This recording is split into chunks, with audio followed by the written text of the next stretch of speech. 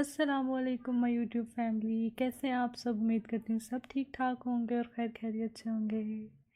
तो चलें जी, शुरू करते हैं हम अपनी आज की वीडियो स्टार्ट करने से पहले जो लोग इस चैनल पर नए हैं वो मेरे चैनल को सब्सक्राइब करें और बेल आइकन का बटन दबाना मत भूलिएगा।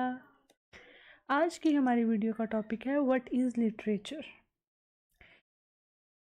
Literature is basically a piece of art. कोई भी ऐसी चीज़ जो आप लिखते हैं वो लिटरेचर है, जिसमें आप अपने आइडियाज़, अपने इमोशंस, स्टोरीज़ और मैसेजेस को कन्वे करते हैं या एक्सप्रेस करते हैं। ठीक है। इसके अलावा इसमें बहुत सारी एस्थेटिक क्वालिटीज़ होती हैं, इमोशनल इम्पैक्ट होता है इसका आपकी लाइफ पे, और इसके अलावा इसकी इंटेलेक्चुअल डेप्थ बहुत ज़्यादा होती है। फिर जिस तरह आप कोई भी नावल वगैरह पढ़ते हैं, if you are a Pakistani then you should know कि यहाँ पर जाने वाले जो नॉवेल्स हैं लाइक पीरे कामिल एंड जन्नत के पत्ते, लाइक दिस, ये सारे लिटरेचर के ही पार्ट हैं, और ये बहुत ज़्यादा इमोशनल इम्पैक्ट रखते हैं हमारी लाइफ पे।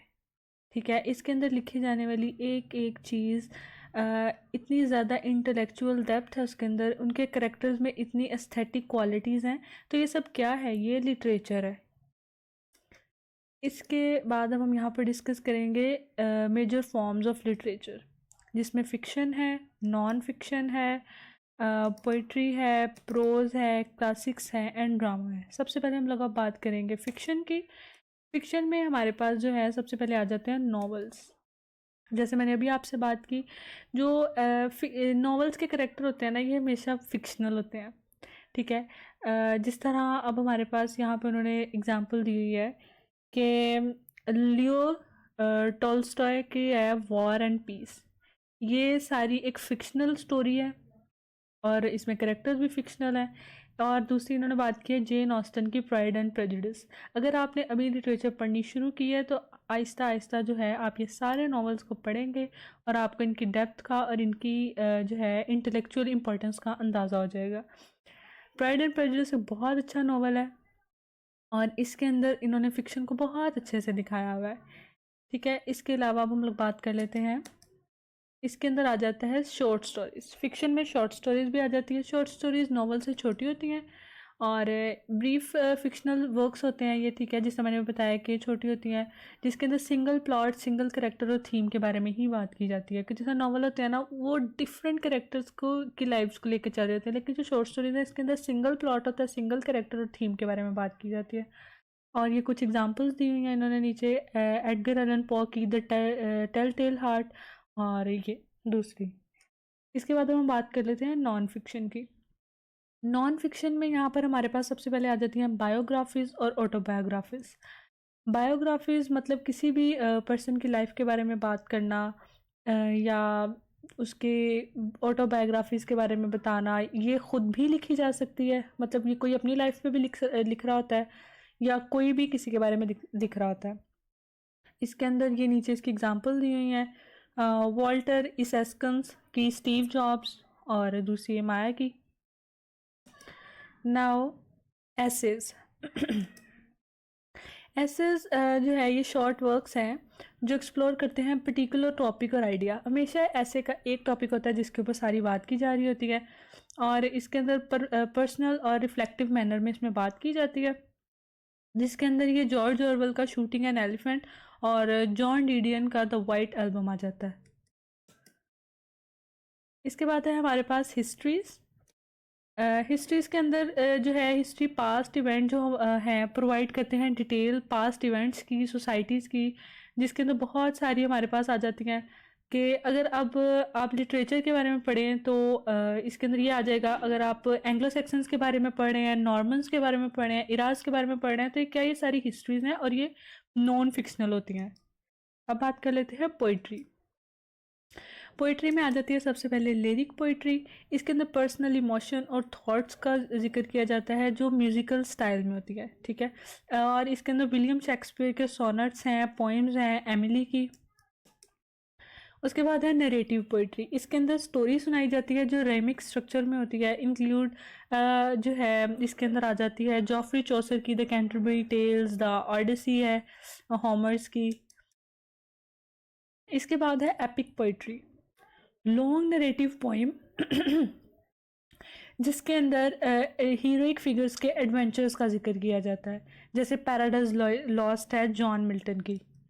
उसके बाद हम बात कर लेते हैं ड्रामा की।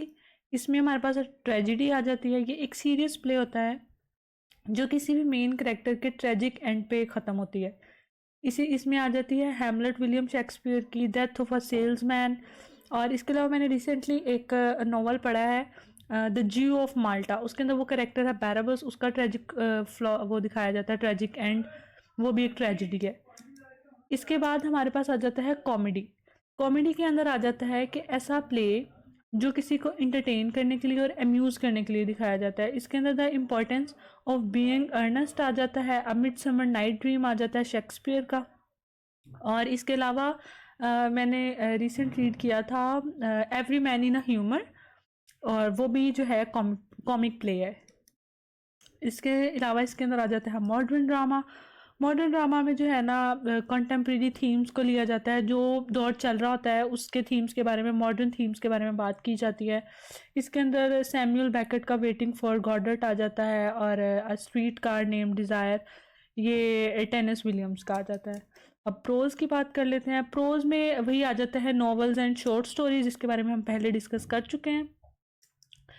और इसमें नोवेलाज आ जाते हैं। नोवेलाज जो हैं ये नॉवल से छोटे होते हैं लेकिन शॉर्ट स्टोरी से बड़े होते हैं। और इसके अंदर नरेटिव का बहुत ध्यान रखा जाता है। इसके अंदर फ्रांस कफ्का की द मेटामॉर्फोसिस आ जाती है, और हेनरी जेम्स की डेजी मिलर। क्लासिक्स जो है ये ऐसा वर्क है जो टेस्ट ऑफ टाइम और स्कूल यूनिवर्सिटीज़ के लिटरेरी वर्क जो वहाँ पे पढ़ाया जाता है ये उसको इन्फ्लुएंस करता है। इसके अंदर हमारे पास लियर्ड आ जाता है, होमर का, और चार्ल्स डिकन की ग्रेट एक्सपेक्टेशंस। अब हम यहाँ पर फंक्शंस की बात कर लेते हैं। फंक्शंस के अंदर हमारे पास सबसे पहले आ जाता है इंटरटेनमेंट। इंटरटेनमेंट में आ जाता है कि लिटरेचर, ऐसा लिटरेचर जिसमें आपको इंजॉयमेंट प्रोवाइड की जाती है, जिसकी वजह से आप अपनी डेली लाइफ रूटीन से बाहर निकल आते हैं। लिटरेचर चीज़ ही ऐसी है जिसे पढ़ के आप विजनरी करेक्टर्स जो है ना अपने दिमाग में बना लेते हैं, और उनको एज्यूम करने लग जाते हैं कि जैसे आप उन्हें देख रहे हैं, आप उन्हें सुन रहे हैं, लेकिन आप उसे पढ़ रहे होते हैं सिर्फ। इसके बाद हमारे पास यहाँ पर आ जाता है कि एजुकेशन में इसका क्या है कि हम बहुत सारे फ़िलासफ़ीज़ पढ़ते हैं, हिस्ट्रीज़ पढ़ते हैं, ह्यूमन एक्सपीरियंसेस पढ़ते हैं, डिफरेंट कल्चर्स को पढ़ते हैं। और कल्चरल प्रिजर्वेशन, लिटरेचर जो है वो किसी भी लैंग्वेज को, ट्रेडिशन को, स्टोरीज़ को जो है ना प्रिजर्व करता है। हम कोई भी लिटरेचर, जिस जगह का हम लिटरेचर पढ़ेंगे वहाँ उनके कल्चर की बात भी की गई होगी, उनकी लैंग्वेज की भी, उनकी स्टोरीज़ की भी। इसके बाद हम पढ़ लेंगे यहाँ पर आ रहा है सोशल एंड पॉलिटिकल कमेंट्री। इसके अंदर सोशल और पॉलिटिकल इश्यूज़ के बारे में बहुत ज़्यादा बात की जाती है, पब्लिक ओपिनियन की भी बात की जाती है कि उस टाइम पब्लिक के क्या ओपिनियन थे, क्या इश्यूज़ चल रहे थे सोसाइटी में। इसके अलावा इमोशनल कनेक्शन, लिटरेचर वही जो मैंने आपसे पहले भी डिस्कस किया कि लिटरेचर ऐसी सिचुएशन क्रिएट कर देता है कि जो करेक्टर्स हैं वो उसके साथ इमोशनली अटैच हो जाते हैं। अब हम यहाँ पर बात करेंगे लिटरेरी डिवाइसेस एंड टेक्निक्स की। यहाँ पर हमारे पास जो है ये तमाम जो है लिटरेरी डिवाइसेस यूज़ की जाती हैं जो ऑथर्स यूज़ करते हैं, जिनमें सबसे पहले आ जाता है मेटाफर एंड सिमिली। इसमें कंपैरिजन किया जाता है अंडरस्टैंडिंग के लिए और डेप्थ ऐड करने के लिए। उसके बाद सिंबलिज्म, सिंबल्स के ज़रिए जो है लार्जर कंसेप्ट को ईजी किया जाता है, उसकी कम्प्लेक्सिटी को ख़त्म किया जाता है।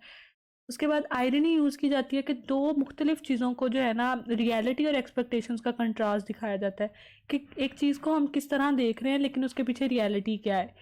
उसके बाद एलिट्रेशन और एसोनेंस को यूज़ किया जाता है, जिसके अंदर repetition of sound for effect आ जाता है। उसके बाद इमेजरी यूज़ की जाती है जिसके अंदर विविड पिक्चर्स बनाई जाती हैं जो वीवर के माइंड में चल रही होती हैं।